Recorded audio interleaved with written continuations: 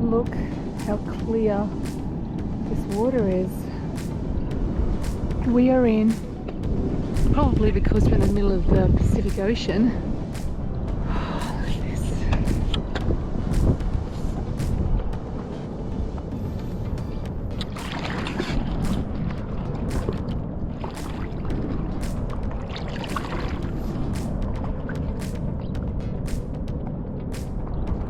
We might go for a little snorkel in here.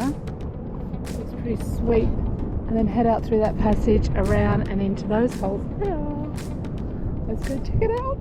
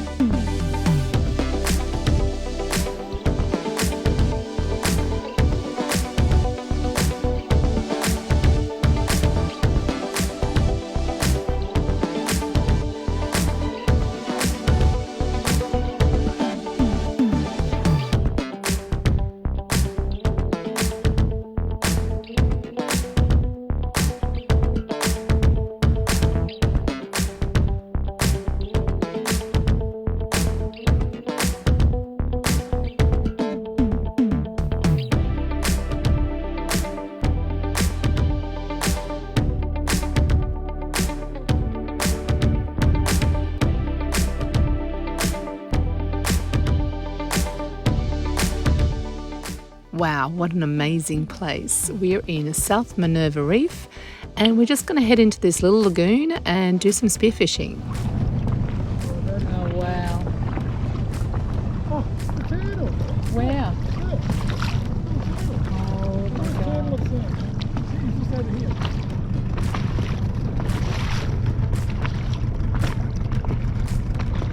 Wow.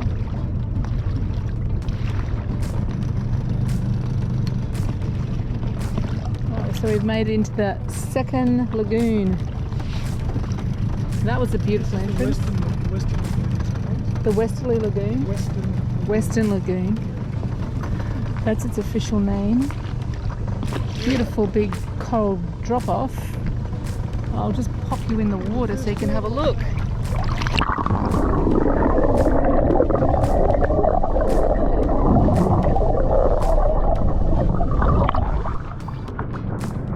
What do you think of that? Pretty good. Yeah. That water, my God, can it get any bluer? Like, beautiful.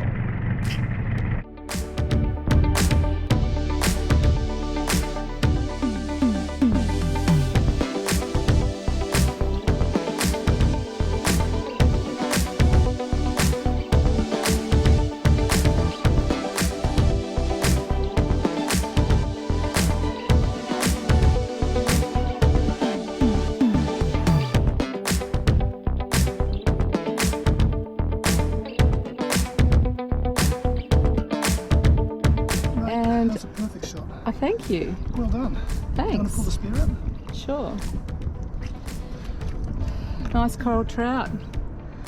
Perfect That was for a nice start. shot, and he was, I don't know whether he didn't fight me at all. He was just like half What dead. the And, hell just happened? yeah. Rightio, look what you got. I know, shot a fish. He's a good size too. Yeah, he's a nice one. And I shot him pretty fair near the head, so he was pretty stunned. I got really nice and close, so there was no, he wasn't like in any pain, he didn't like fussed about, so I pretty much killed him straight away, which was really Yeah, good shot. Yeah. And then we just made sure with the knife, because we don't like to, I just find it's more humane. It's And much who quicker. turned, and what turned up straight after? Oh, then we had some little reef sharks, but they're okay. They're not that big. They're coming to see what was going on. Yeah, they're just having a look. Yeah, he's a beauty. So then we got lunch and dinner. Yeah, for about a week. Getting so sick of eating pasta and rice, so I was actually getting fat from it. This is going to be nice. Yeah, I'll go and clean it now. Yeah. Here's some of the coral trout that Dee shot about an hour and a half ago. So at lunch, dinner. Yeah, sweet. Yeah. Yum. Well, after a couple of days in South Minerva Reef, we're leaving to head to North Minerva Reef.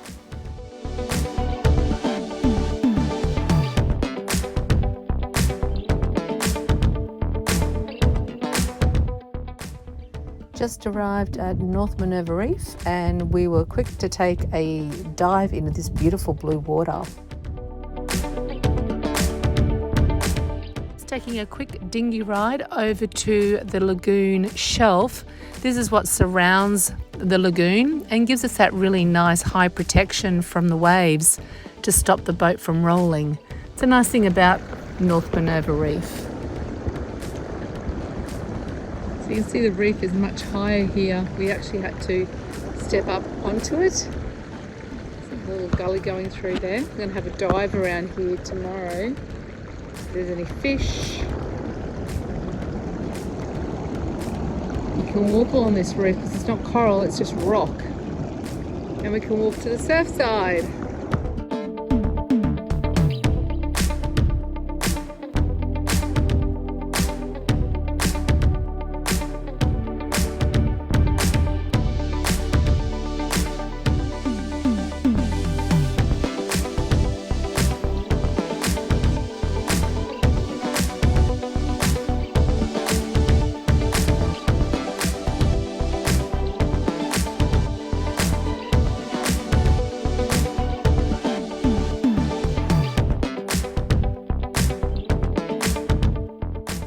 And this is a picture of the shipwreck where I had my shark encounter.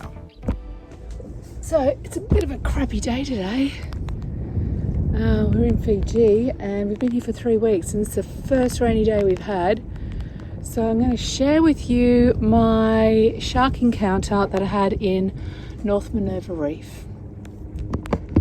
So this is the board that it happened on and it is 1, 2, 3 meters long, and the shark was definitely the length of that board, and yeah, it's still inflated, so the outcome was good.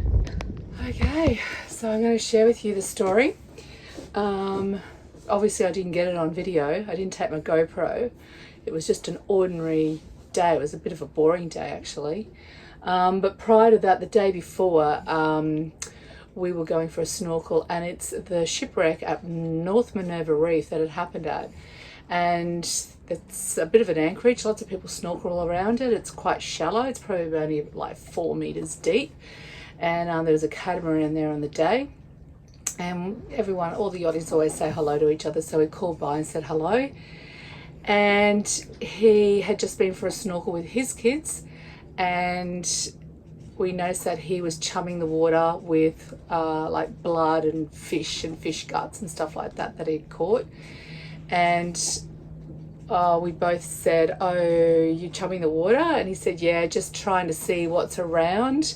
I've heard there's a tiger shark that lives around here, just trying to, you know, entertain the kids and everyone." So that was alarm bells, and Rob was polite but quick to say, "Can you please don't chum the water, particularly in an anchorage where everyone's swimming and snorkeling." And we went about our way, went for a snorkel, and no dramas at all. There was some little reef sharks, and there's lots of reef sharks at Minerva Reef, but we had heard about the tiger shark that he lived in Minerva Reef, but honestly it's such a massive reef you don't really think about it. So this particular day, the next afternoon, it was a bit of a cloudy morning, and I decided I was getting a bit of cabin fever and thought, I'll take the paddleboard and I'll just paddle over to the reef, and then I'll paddle around to the shipwreck and then come back. And we hadn't had the dinghy in all day because the morning wasn't very nice. So I put the paddleboard in. It was sunny, crystal clear water. Nothing alarming. I didn't think anything of it. I knew it wasn't going to be very eventful. So went for a paddle to the reef, and then coming back I decided to go to one half of the shipwreck, which I think is the stern, I think it was by memory. maybe, and it was quite very, very shallow. So I paddled over the top of that, had a bit of a look around. It's very relaxing. And then I paddled to the other half of the ship, which I think was the bow of the ship, so it's sort of cracked, and that's probably about maybe 50 meters, not very far, and again it's only in like 4 meters of water. So I was paddling, and all of a sudden I was probably halfway to the next shipwreck, and I heard a big swish, swish, swish. That's what I heard.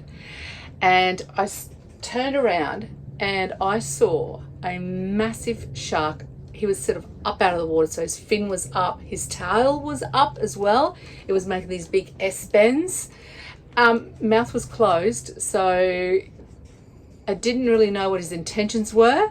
He didn't seem to be like really coming hard and aggressive, but he was definitely coming for my board, like for me, for my board. So I sat down, kneeled down on the board, turned around with the paddle, and by then his head was at the back of my board, and he was still up out of the water. So I hit him as hard as I could with my paddle and kept hitting and hitting, and so his whole body was going under my board as I kept hitting and hitting. So at that stage I probably wasn't hitting him, but I had definitely connected to his head. And again, I didn't know what his intentions were, so I just thought that this is my only chance. So as he came under my board though, again it's quite shallow, his tail might have flipped up or his body's come up, but anyways hit my board and knocked me off my board. So now I'm in the water with a shark on one side of my board and I'm on the other side, and I see his tail sort of swishing around behind my board, but I'm kicking under my board. If I connect with him, I'd kick him, but I couldn't get my legs behind me. And by this stage I was feeling not an adrenaline rush as such, more of a fear. And so my arms were a little bit jelly and I couldn't get off the first time. So I kicked my legs behind me and I pushed up really hard onto the board, got up onto the board, and then that adrenaline is kicking in again, and I've got my paddle still, and I could see him deeper down in the water but onto my starboard side of my board. And so I just hit the water again and hit it until he sort of just went deeper and then just swam away. So then I paddled to, very quietly and very gently because I didn't want to be splashing, I paddled to the next, and I was screaming obviously, and I yelled out Rob's name really loudly after that incident. And I then really quietly just paddled to the next half of the shipwreck, and I was watching Rob trying to get the dinghy down, and nothing goes right, hey, when it's all like panic and he's not sure, because he looked up and I wasn't there anymore because I'd got to the next shipwreck and I was hiding behind it, and I thought if he comes back I could jump in it.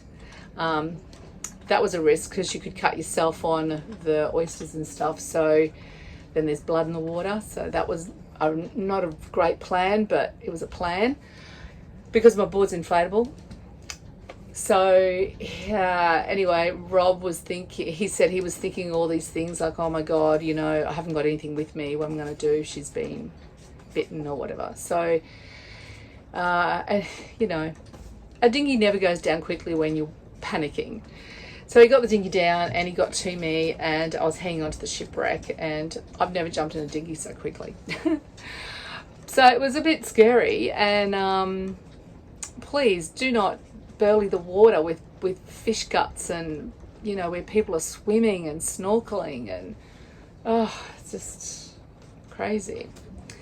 So that's what happened. Sorry everybody, I didn't have my GoPro with me, and honestly I don't know how that film would have went anyway, because there was just so much going on, and yeah, it all happened very, very fast.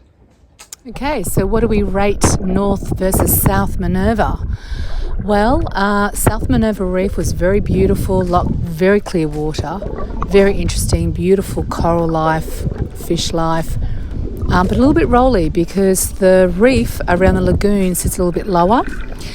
North Minerva, well, they've got bigger sharks, but the water wasn't as clear and the coral wasn't as interesting, but it was less rolly. It was a very comfortable anchorage. So I'm going to give North Minerva a 6 out of 10 and South Minerva a 9 out of 10.